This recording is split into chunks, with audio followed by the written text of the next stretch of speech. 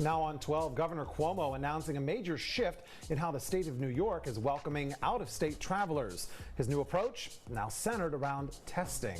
And the spooky Halloween holiday isn't stopping voters from going out and heading to the polls for the last weekend of early voting.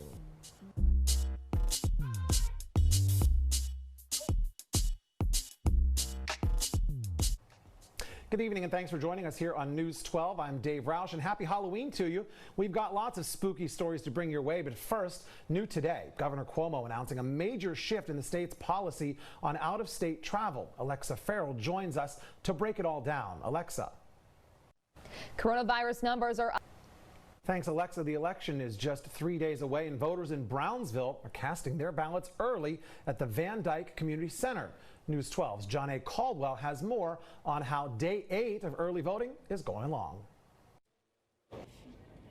Well, parts of southern Brooklyn and all of Staten Island are experiencing one of the most highly contested elections this year. The 11th Congressional District in New York City's only swing district is in a heated election as Democratic U.S. Representative Max Rose is challenged by Republican Nicole Malliotakis for that seat.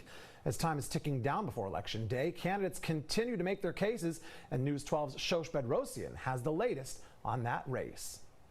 Other Vote 2020 news, Alexandria Ocasio-Cortez is seeking re-election for the very first time, taking on Republican challenger John Cummings. This weekend on Power and Politics, we're going to speak with both candidates about their experience, which for Cummings includes working both as a member of the NYPD and as a school teacher.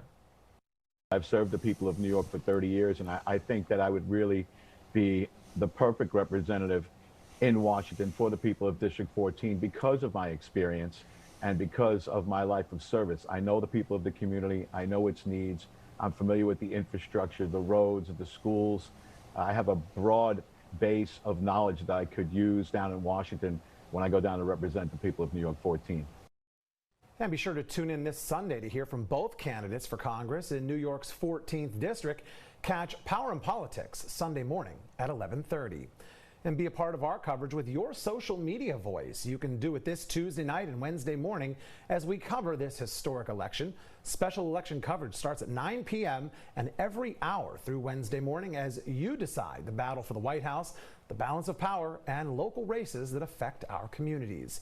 Then be sure to check out the News 12 app first thing when you wake up with us Wednesday morning to get those latest results. We'll be working while you're sleeping. Live coverage continues Wednesday morning at 4 a.m. Time now for a quick look outside as we toss things over to meteorologist Hope Osawaka for your hyperlocal forecast. Happy Halloween. I hope you guys are enjoying.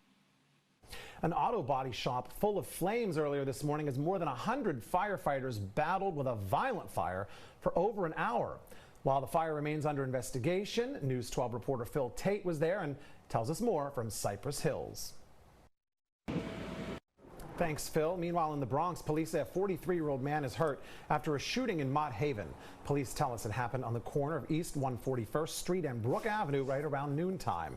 He was taken to New York City Health and Hospital's Lincoln with gunshot wounds to his left arm. Police say the suspect was in a black SUV when those shots rang out. We have a chilly, ominous weather forecast for this Halloween night. We'll let you know how much you should bundle up ahead. Plus, besides some possible ghoul and ghost sightings, it's also time to change your clocks back 1 hour. And kids here are still finding ways to be scary under this new normal.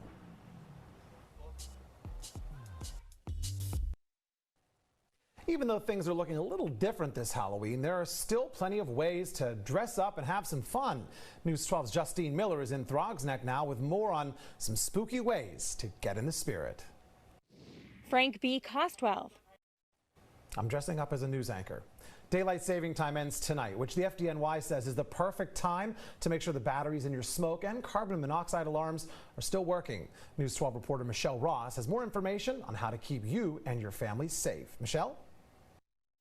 Because it's recommended